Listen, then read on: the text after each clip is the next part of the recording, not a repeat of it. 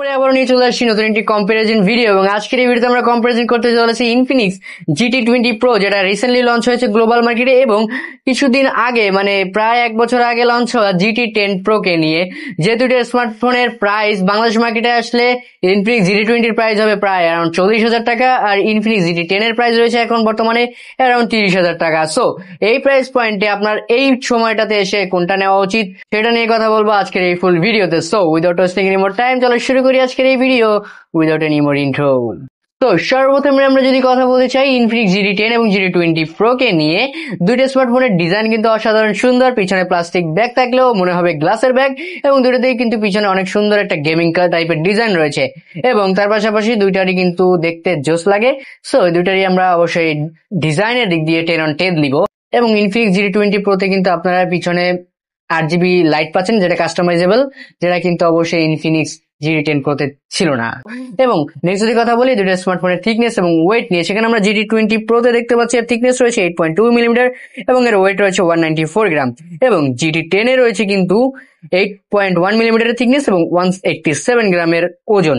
যদি একটু কম্পেয়ার করি ওজন এবং সাইজের দিক দিয়ে, সেখান থেকে কিন্তু অবশ্যই ইনফিনিক্স GT10 টা এগিয়ে থাকবে যারা হালকা ফোন পছন্দ করেন তাদের জন্য। এই দুইটা স্মার্টফোনের ডিসপ্লে সেকশন নিয়ে কথা বলে, সেখানে আমরা ইনফিনিক্স GT20 Pro তে দেখতে পাচ্ছি 6.7 ইঞ্চির একটি অ্যামোলেড প্যানেল রয়েছে, যেটাতে 1 বিলিয়ন কালার সাপোর্ট করে, 144 হার্জ রয়েছে রিফ্রেশ রেটে এবং 1300 নিট পিক ব্রাইটনেস এর সাথে সাথে স্ক্রিন টু বডি রেশিও রয়েছে 91%। এবং তার পাশাপাশি যদি আমরা দেখি ইনফিনিক্স GT10 Pro তে, সেখানে আমরা দেখতে পাচ্ছি 6.67 ইঞ্চির একটি ডিসপ্লে রয়েছে, যেটার অ্যামোলেড প্যানেল এবং তার পাশাপাশি 1 বিলিয়ন কালার সাপোর্ট করে এবং 120 হার্জ রিফ্রেশ রেটের সাথে 900 পিক ব্রাইটনেস রয়েছে এবং এটার স্ক্রিন টু বডি রেশিও রয়েছে 87.0%। সো এখানে যদি আমরা ডিসপ্লের দিক দিয়ে দেখি তাহলে অবশ্যই আমরা ইনফিনিক্স GT20 Pro কে এগিয়ে রাখবো। নেক্সট যদি আমরা কথা বলতে চাই স্মার্টফোন দুইটার পারফরমেন্স সেকশন এবং অপারেটিং সিস্টেম নিয়ে কথা বলি, সেখানে আমরা দেখতে পাচ্ছি GT20 Pro তে রয়েছে কিন্তু MediaTek Dimensity 8200 মানে 8200 আলটিমেট 4 ন্যানোমিটার একটি অক্টা-কোরের প্রসেসর এবং তার পাশাপাশি এতে out of the box Android 14 XOS 14 রয়েছে। এবং ইনফিনিক্স GT10 Pro কে নিয়ে যদি আমরা কথা বলতে চাই, সেখানে আমরা দেখতে পাচ্ছি MediaTek Dimensity 80506 ন্যানোমিটার একটি অক্টা-কোরের প্রসেসর এবং out of the box Android 13 XOS 13 রয়েছে। সো অবশ্যই এখানে পারফরমেন্স দিক দিয়ে একটু পিছিয়ে থাকবে ইনফিনিক্স GT10 Pro।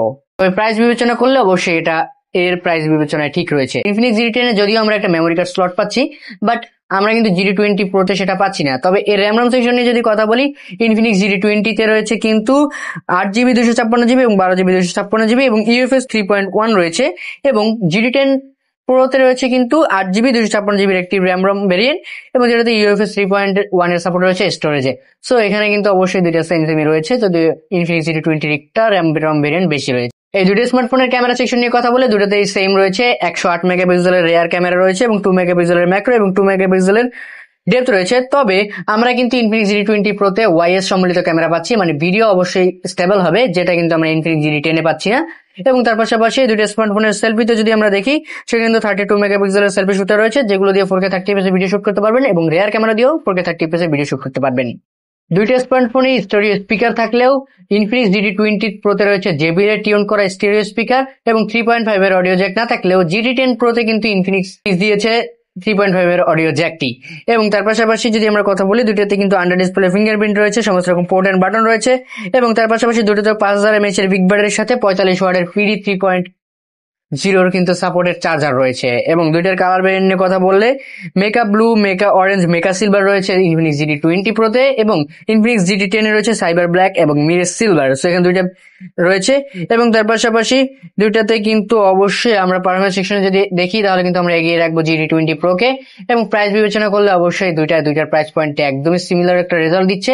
সো দুটোকে আমরা কোনো রকম এগিয়ে পিছিয়ে রাখছি না। আপনার বাজেট যদি হয় 30,000 টাকার অ্যারাউন্ডে, তাহলে GT10 Pro কে নিতে পারেন। এই সময়টাতে এসেও ভালো পারফরমেন্স পাবেন। এবং তার পাশাপাশি যদি আপনার আপডেট হওয়ার ইচ্ছা থাকে বা আপনার যদি 10,000 টাকা বাজেট বাড়াতে পারেন, মানে 40,000 টাকা অ্যারাউন্ডে বাজেট হয়, তাহলে অবশ্যই একটু ওয়েট করতে পারেন। বাংলাদেশ মার্কেটে খুব শীঘ্রই ফোনটা আসতেছে GT20 Pro, সেটা অবশ্যই নিতে পারেন। এবং গেমার লাভারদের জন্য এই দুইটা ফোনই কিন্তু খুব জোস একটা চয়েস। তো আজকের এই ভিডিওটা কেমন লাগলো সেটা কমেন্ট করে জানাতে পারেন। এরকম ভিডিও আরো চান কিনা সেটা কমেন্ট করে জানাতে পারেন। দেখা হবে নেক্সট কোনো ভিডিওতে নতুন কিছু নিয়ে। Till then stay well, stay safe, be happy, tata and chill bro.